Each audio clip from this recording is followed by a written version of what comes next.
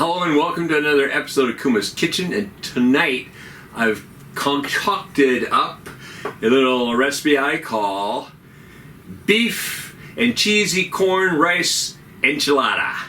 Yeah, now inside here there is just a bunch of rice with corn and cheese mixed together.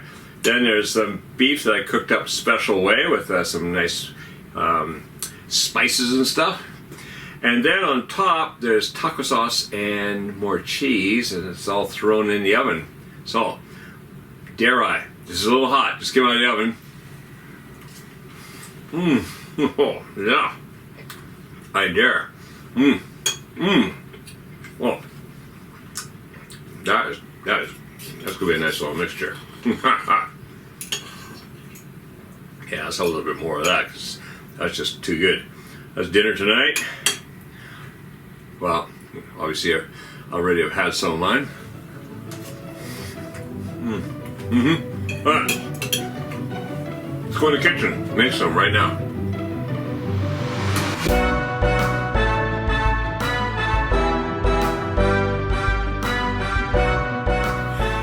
Alright, now to make the main part of our enchiladas, these are the ingredients. We've also got some ingredients I'll bring in after for the sauce on top, but for the main part, well, what I've got across the front here, 2 tablespoons of olive oil, half a teaspoon of salt, 1 tablespoon of paprika, 2 tablespoons of chili powder.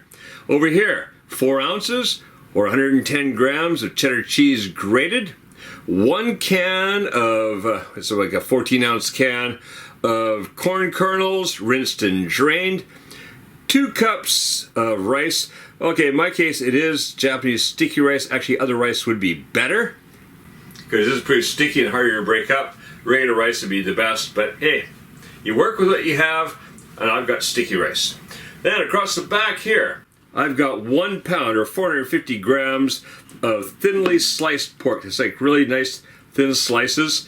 I don't know if you remember, we did it in a recipe shortly a little while ago where we're using like cutoffs and stuff. These are cutoffs, good price, great taste. I like the fact that they're not all evenly cut and all that. Makes for a really good mixture. And then over here, I've got 8 tortillas. Now I can't get the really big tortillas in Japan, so you get these smaller ones. Probably a little bit bigger would be nice because it's easy to fold in the ends. I can't really fold in the ends of this, but with an enchilada it doesn't really matter as much. It's more important if I'm making burritos. And yes, these are flour pancakes. I know that a regular enchilada, the true enchilada, uses a corn tortilla. But again, this is not something I can get in Japan, so flour tortillas will do. You work with what you have. All right, now let's get started. So the first thing I do, I got a fry pan over here. I want to heat up that olive oil on medium heat. All right, let's get the heat going. Got that up at medium, good to go. Move the oil around a bit. Okay, first thing I do is get the meat in there. And then, in there, not on the counter. Yeah, I was just talking to some people today about how messy my cooking can be sometimes. We were watching these guys make sweets over in the Quintessa department store here, and they do such a beautiful job. I would get that stuff all over the place. Alright, anyways, I get the meat spread out a little bit, and what I'm going to do is just sprinkle on the chili powder. I want to sprinkle on the paprika. Same with the salt. And then just start stirring it around and cooking it. Now at medium heat I want to cook this, stirring occasionally, about 8-10 minutes. Just want to get that meat well and truly started. It is going to go in the oven afterwards, but I really want to get the meat cooking a little bit here first and get that flavor in there and all. Alright, so 8-10 minutes on there. While we're waiting for that, let's get this off to one side. We can mix up the The rice, oh, that's hot. The rice. Alright, let's get all that sticky rice out of there. There we go. Alright, the rice. We've got to throw in the corn. Add the cheese too. First I'm going to start with the corn because I'm just going to help break that rice up again. Like let's say, Japanese sticky rice, it takes a little bit more work to break it up. So I'll kind of work away on that. I want the corn and the cheese distributed nicely throughout the rice. So I'm really going to work this a bit. I've got time because this is cooking. So I'm going to work this until I get it all nicely broken up.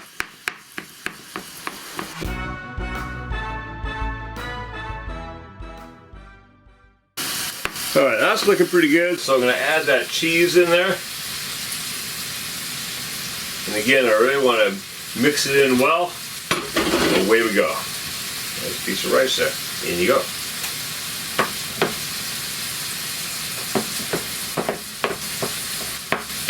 Now I want to make something, talk about rice, make something kind of clear.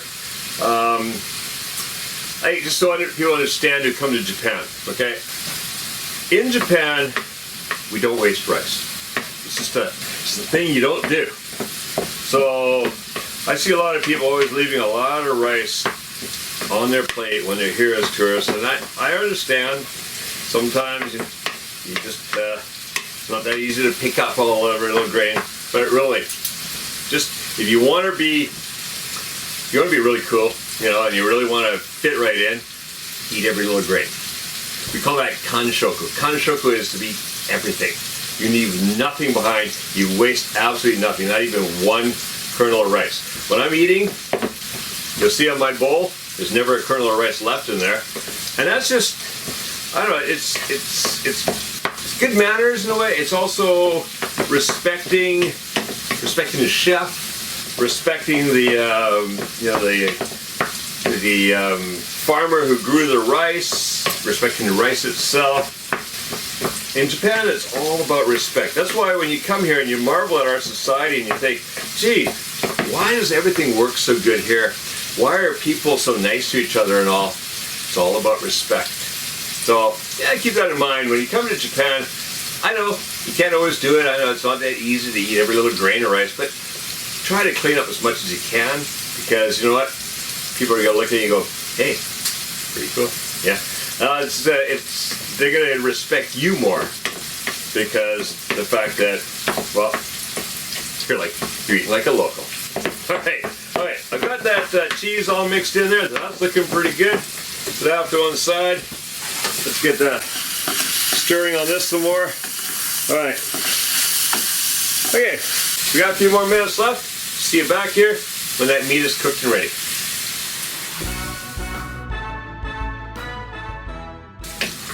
Alright, that meat's nicely cooked. It's looking great. Lots of flavor on there and all. So, what I'm going to do now, after I lick this, well,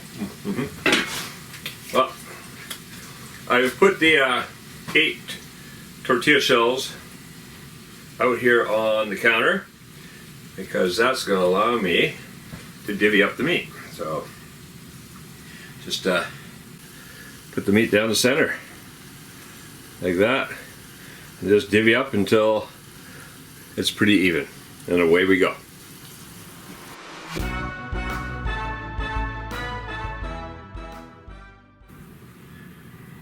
Okay, well that looks pretty well even. So now, next thing I want to do, get the rice on there. So we've got this, let's see right there. We've got this rice, corn, cheese mixture, and just gonna put that in on top. Again, just divvy it up until basically everybody's got an even amount.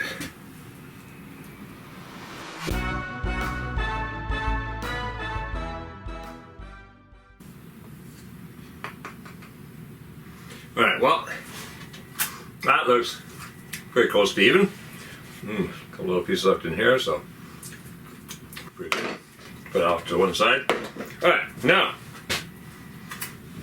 let's take these and roll them up. Now I say, with a bigger one you'd roll the ends in, but I'm not going to worry about that here, especially if it's going to sit inside the pan. So get a couple off to one side here like this. Hold together, stay. Just I want to make enough room here so I can get my casserole pan in here. There we go. Alright. Alright. Get the big casserole dish back here. Bring that in. Take these, put them seam side down. So sit down like this. That one there. If I remember correctly from last time, can't quite fit 8 in here. So keep them over this way so we can get some at the end over there. We get 6 over that way and 2 at the ends. Perfect. Alright. There. Let's see a big fat guy over here. You can see you got a bit more than everybody else. Alright. Oh. I didn't quite fit 6 in there, did I? Okay, let's squish them all together a bit more. Squishing is a Kuma's Kitchen term. Very important. Squish that in there. Then we get this one in here. One more in here. Look at that. It's going to fit perfectly. Alright. Look at that. There you go. Fitting in there nicely. Amp everything down a bit. Alright. Next thing we got is sauce. So, 2 more ingredients. What I've got here is taco sauce. Now that is Old El Paso taco sauce. There's 3/4 of a cup in there, which is basically one of these jars here. 200 grams it says, but just, you know, this. And I'm using the medium heat. You can use, if you want mild, okay. If you want really hot, okay. I use the medium heat.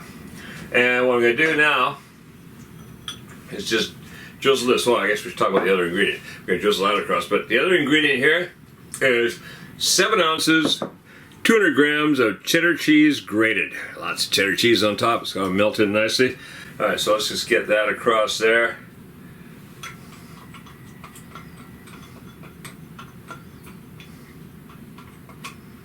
Alright, I want to spread sauce. Just kind of spread the sauce around. Don't have to be perfectly even or anything, but you know, you kind of want so everybody's got some sauce. A little bit in there. Make sure everything's wetted down nicely. Yeah, that's gonna be good. Alright. That corner. That's looking pretty good. Alright, then we don't want to waste any of this sauce. Let's get it all out of there. Alright. Then let's sprinkle the cheese on. So I got sauce there like that spread out. Get the cheese on here.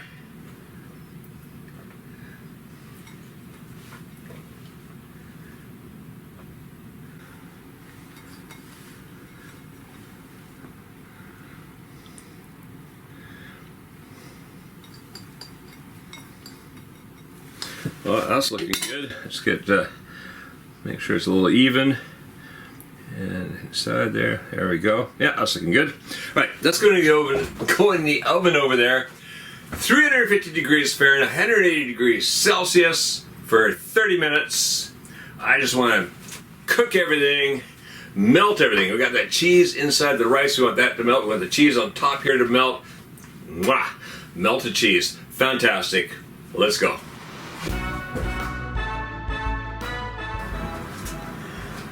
Alright, that's just come out of the oven. That is boiling hot. Look at that. Cheese melted, looking great, looking fantastic. Let's dig one out of there. Alright, so the plate down here. It looks like the sideways ones we put right here, so I want to go down between down here. That should get us one enchilada right there. Yes. Oh, look at that. That is beautiful. All right. That is ready for dinner. Alright, if you like this recipe, well, you know what to do. Check out the rest of the channel. Look for more original Kevin Riley recipes. There's a whole bunch on here. Also, if you're first time here, make sure you do click that notification bell and the subscription button, or the subscription button and then the notification bell, because you want to make sure that you find out when new recipes are coming out. You never know what I'm going to come up with next. And it just might be something you want to make, or you want to eat, or you want somebody in your household to make. Hint, hint. Alright. Especially goes out to my buddy in Manchester, whose girlfriend back in the day, and now his wife, used to always make comments, hey, you gotta make this. Right? Alright, so you gotta make this. It is absolutely fantastic. Also, make cooking fun again with Kuma's Kitchen.